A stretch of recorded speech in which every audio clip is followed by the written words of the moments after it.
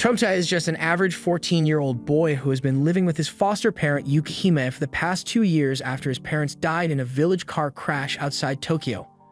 All Tota dreams about, along with his friends, is to one day go to the capital and climb to the top of the orbital elevator. The only reason Tota wants to climb it is because a ghost of a man with red hair keeps appearing in front of him, telling him to meet him at the top of the tower. However, the village chief had put Yukihime in charge of them and placed a condition that they need to defeat her in combat to be allowed to leave the village. So every day, Tota and his friends try to gang up on Yukihime, but she always wins by using her magical powers. One day, Tachibana, their school teacher, approaches them all, acting friendly. He tells them that he has seen them trying their best against Yukihime and wants to help them out. He hands each of them an item, telling them that these are called magic apps that can allow them to use magic. Everyone excitedly starts practicing magic instantly. Tota, however, is unable to use magic at all. Tachibana tells him that it is okay because some people have no affinity for magic.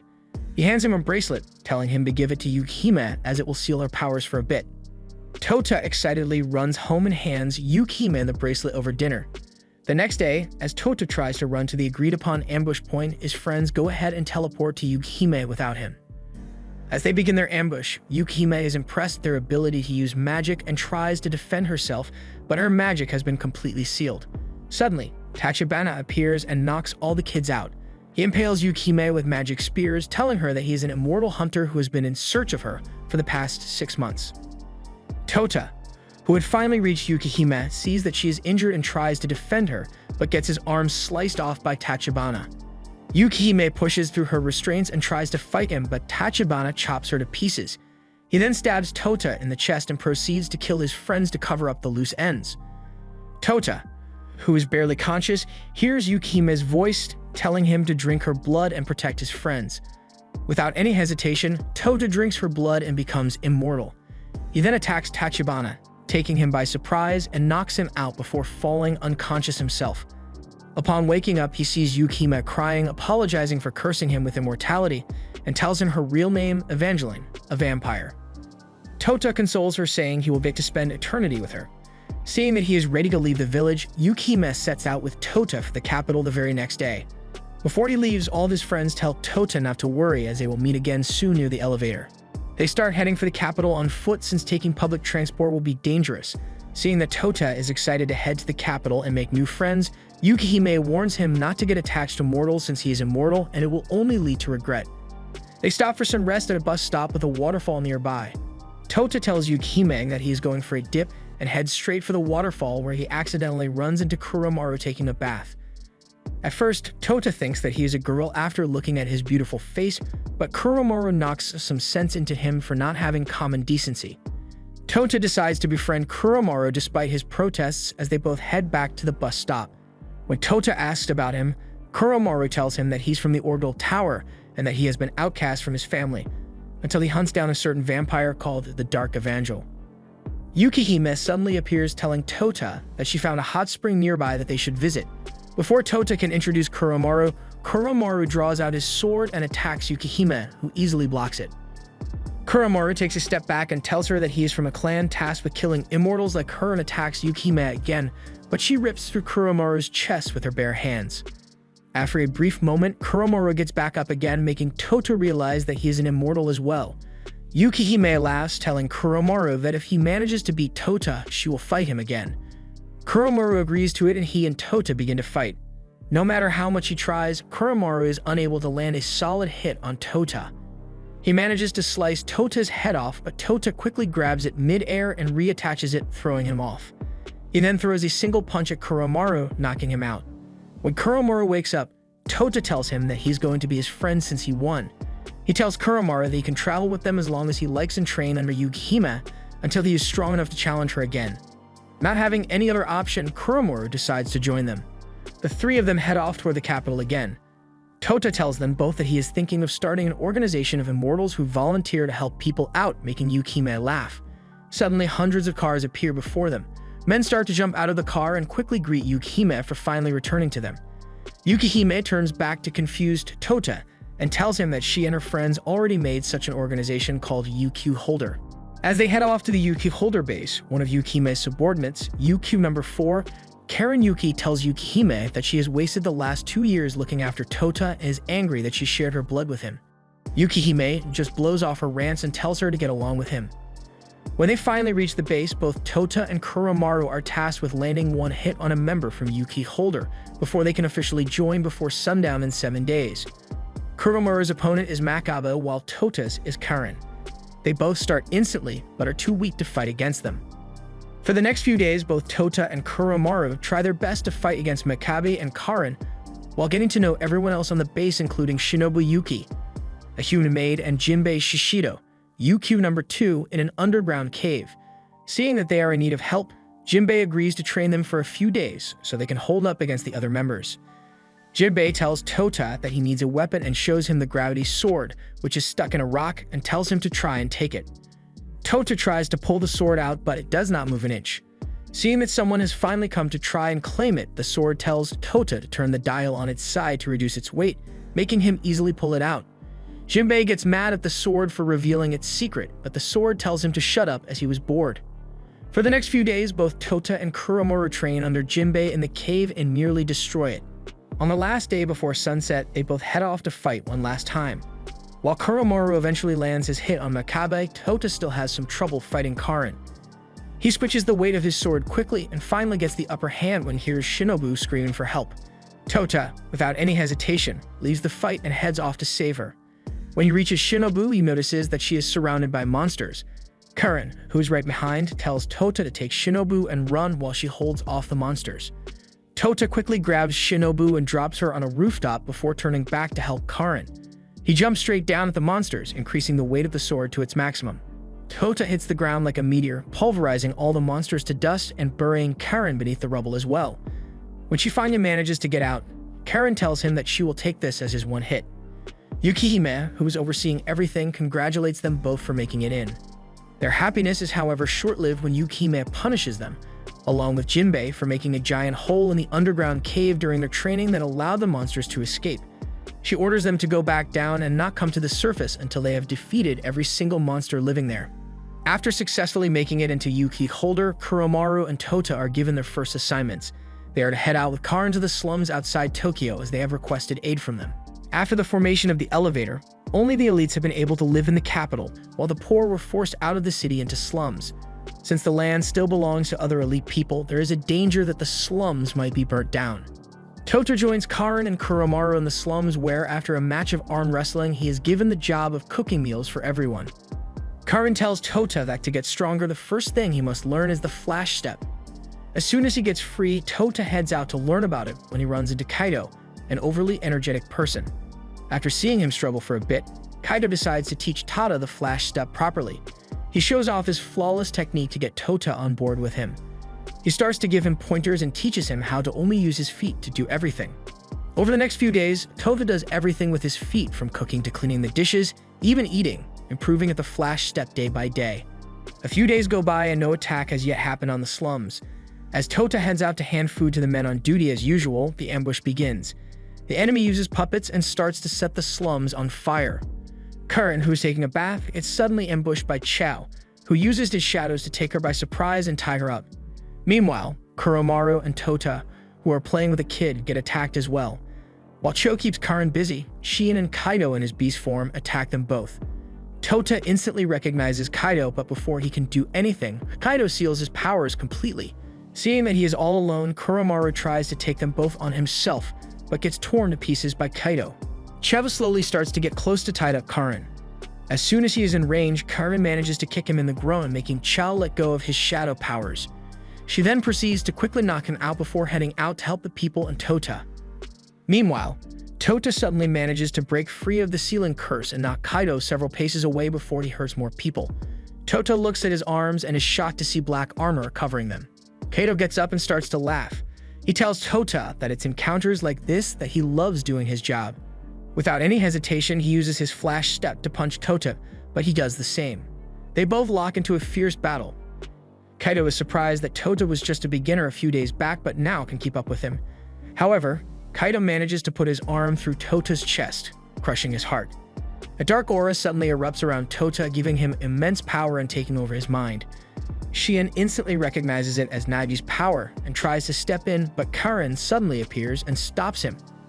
Tota forcefully starts to regenerate his heart. He grabs Kaido and throws him into a building. He then proceeds to get on top of him and crush him with punches. Kaido begins to laugh as he finally found an opponent worth dying from. Tota, however, manages to gain back control and stops himself from killing Kaido. When Kaido tells him to kill him, Tota tells him to shut up as he is not going to do it. Shion appears next to Kaido and tells him to give up as they have completed their mission. Suddenly, Yukihime appears with backup and uses her ice powers to subside the flames. Seeing that the Dark Evangel is there, Shion quickly opens a portal and escapes through it with Kaido. Kuromaru is in his room changing clothes when Karen suddenly walks in. He tries to quickly hide, but Karen manages to get a good look in his body. She invites him outside for a friendly battle. When they start fighting, Karen suddenly gets more aggressive and starts to question Kuromaru's gender. Kuromaru tries to avoid the subject but tells her the truth when he sees that she is not willing to budge. Kuromaru tells Karen that he is a demi-human and they are genderless till their 16th birthday. After that, they can decide to be either male or female. Karen's face lights up with an evil smile. She orders Kuromaru to choose female and get married to Tota so he doesn't get any closer to Yukihime. Kuromaru is astounded by her words and tries to protest, but Karen tries to use her strength to make him submit. UQ holder number 10, who was listening in on the conversation, tells Karen not to force her opinion on others. He walks up to them and suggests them an idea instead. He tells Kuromaru to use his female body and go on a date with Tota, after which he can decide what to do. Seeing that he has no other option, Kuromaru agrees. He dyes his hair blonde and changes into a female before meeting up with Tota. Kuromaru tells Tota that she is Koryu, Kuromaru's cousin, and wants to go sightseeing with him in the capital. Tota, who has nothing else better to do, decides to go along with her. Kuromaru spends the entire day with Tota as a girl in the capital. At the end of the day, they both decide to go to the orbital elevator. As soon as they reach the observation deck, Kuromaru notices Cho standing behind Tota, about to cut his throat. Tota immediately senses his presence and tries to fend himself, but Cho ties him up immediately and captures him in his shadow. Kuromaru tries to help Tota, but gets overpowered by another man who suddenly attacks him. Kuromaru decides that it doesn't matter if he's a boy or girl as long as he is Tota's friend. It is enough for him. He reverts to his male form, taking the enemy by surprise, and manages to free Tota. The police start to arrive. Seeing that they are out of options, the attackers quickly flee. When Tota regains his senses, he asks Kuromaru about Koryu, and he tells him that he teleported her somewhere safe when the attack began and that he does not have to worry about her. Kuromaru and Tota run into Karen, Iku, and Kiria UQ holder number 9 on their way back to headquarters from the capital. Tota quickly recognizes Kiria, as she is the kid who is always playing in the sand. After Iku introduces her, Kiria asks Tota to have a private word with him. She takes him to an empty alleyway and tries to beat him up, saying that he failed to protect her 6 times, confusing Tota. He barely manages to say anything when Cho suddenly appears behind Kiria and slices her throat. Tota tries to chase after him, but Kiria stops him, telling him to grab her hand. As soon as he grabs her hand, Tota gets teleported back in time to the headquarters. She explains to him that she can revert time after dying and take anyone with her as long as she is touching them.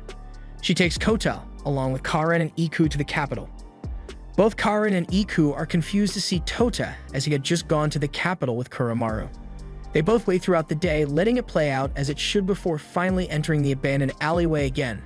Just like before, Cho appears to kill Kiri, but this time Tota is ready. He uses the gravity blade like a bat, throwing Chao out of the city. Kiria tells Tota that he will be kidnapped.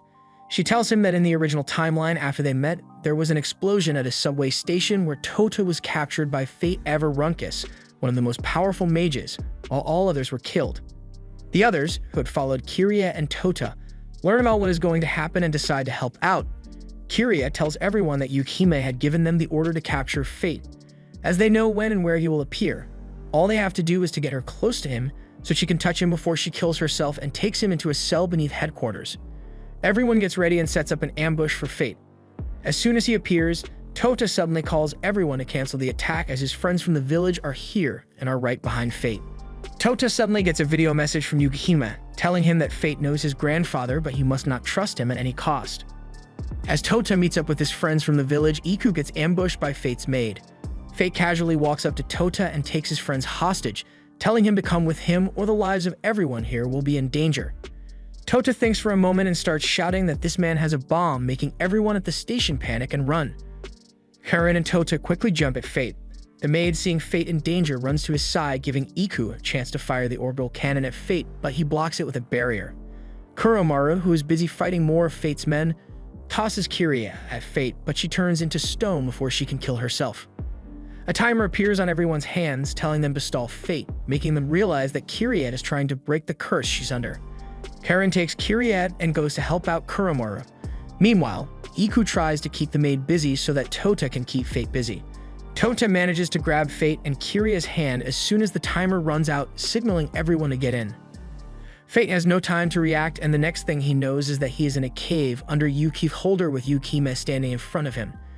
Fate assesses his situation and tells Yukihime that his odds are not that great for taking them all on, so he will give them each one question in return for his safe release. Iku asks the first question. He asks why he needs Tota. Fate tells him that he wants to use him to save his great-grandfather Nagi Springfield, who is still alive, shocking Tota as Yukihime told him that he died 20 years ago. Next, Kuromaru asks if saving Nagi is a matter of utmost importance that needs to be done right away. Fate is surprised by his intelligent question and tells him that it can wait. Tota is next. He asks if Fate killed his parents 2 years ago, and he tells him that he did, making him get mad with anger. Suddenly, a hologram of Nagi appears, surprising everyone. He begins to directly communicate with Tota. He tells him that Fate isn't telling the truth. Yukihime tells Kuromaru telepathically that there is something on Tota that is letting this hologram appear. She orders him to quickly destroy it. Kuromaru quickly moves behind Tota and breaks a small rune that is on his shoulder, destroying the hologram. Tota has so many questions. He keeps following Yukihime around, asking her about her grandfather, but she does not have the heart to tell him. Yukihime locks herself in her office so does not have to face him anymore. After a while, Ayaka, an old school friend of Yukihime, pays her a visit along with her maid and great-granddaughter Mizure. As Mizure runs off to find Tota and face him about his perverted father after the stories he heard from her grandmother, Ayaka sits down with Yukihime to catch up. She is surprised at how young she still looks despite taking aging pills to look old. They laugh over old stories of how everyone used to throw themselves at Nagi Springfield, Tota's grandfather, despite him being just 10 years old. Yukihime tells Ayaka about the hologram she saw of Nagi. She tells her that he was taken by the Mage of the Beginning, 20 years ago on Mars. Ayaka tells her that she understands that Tota is growing up and now looking for his own journey, and that she is afraid that he might leave her. She tells her to cheer up and make the most of every moment. Later that day, Yukihime finally gets the courage to talk to Tota. She tells him to come to the docks at sunset and meets him there in her original, younger form, where she tells him the truth. She tells Tota that 20 years ago, his grandfather helped save humanity from an immortal mage who ended up possessing his body. For 20 years, he has persevered and is holding off complete takeover, but she's afraid that he might have reached his limit. Both she and Fate are looking for ways to save him, but their methods differ. She also tells him that 2 years ago, a clone of Nagi called Tota Kono was created. Tota was sulking in his room after finding out that he is a clone when Kuromaru cheers him up, saying that even though he is a clone, he is still Tota. Later that day, Tota visits the capital with everyone else where a martial arts tournament is being held. He tries to sign up, but the applicants are already full. He decides to look around the festival with Mizure when Ayaka calls him out and takes him to the school where his father used to teach them. He enters the school and meets with a ghost named Seo and with Mana. They barely get to chat when Mana gets a call that 2 contestants have dropped out. Since one seat was already taken, Mana allows Tota to fight. Tota enters the tournament where his opponent is Tina. Tota looks forward to a clean game, but Tina appears oddly bloodthirsty. She easily overpowers Tota and pins him to the ground using magical spears. Suddenly, Nagi appears in front of Tota. Before he can lay a hand on him, Yukihime destroys the barrier around the arena and drops in with Kuromaru, Kiria, and Karin to help him out. Yukihime tells everyone to be on guard as Nagi is not alone. Yui and Nodoka are with him along with Jack Reiken, all of whom formidable opponents. Yui tries to lure Tota to Nagi's side, telling him that he is just a clone that was created for Nagi's sake and his life is not his own. There have been other clones as well, but only he has been somewhat successful. Before Tota can reply, a portal appears behind him and he gets sucked into it. When he opens his eyes, Tota is greeted by Ima, the creator of the Gravity Sword. He tells Tota that he is Yukihime's old friend, but he is helping Nagi now and his role is to convince him to join them. Ima starts to show Tota memories of Yukihime. He shows him how she first met Nagi, who saved her life. After that, she kept following him around everywhere as she was in love with him. 15 years later, she met Nagi's son Nagi at the academy in the capital and fell in love with him as well. Yukihime's happy memories suddenly disappear as the mage of the beginning manifests in front of Tota. Ima suddenly impales to stop him from moving, but Tota still manages to grab Yukihime's hand, making her real self enter the dream realm as well. After Yukihime gets her bearings, they both try to fight the mage of the beginning, but she starts to overpower them. She conjures mirages of both Nagi and Nagi, throwing Yukihime off her game. Tota is creeped out by her and tells her that she's a fast little woman going after the whole generation of the family. Yukihime snaps at him, telling him that she has only loved 3 men in 700 years, and that makes her look quite faithful, creeping Tota out even more.